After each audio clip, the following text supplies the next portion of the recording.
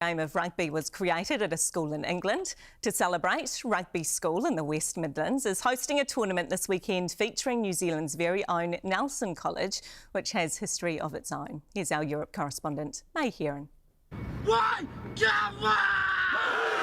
On the very ground where the sport was first invented, teenagers from Nelson College have travelled across the world to bring a slice of New Zealand.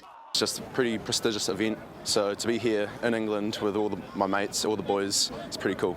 In 1823, schoolboy William Webb Ellis was said to have caught the ball during a game similar to Aussie rules and then decided to run with it. And with that great act of defiance and a fine disregard for the laws of the game or rules of the game, we have this extraordinary sport. And now in the town and school where the sport was named after, a 20-team sevens rugby tournament is being held in celebration. And importantly for us, we wanted to make sure it was a schoolboy celebration, because William Webb Ellis was a schoolboy.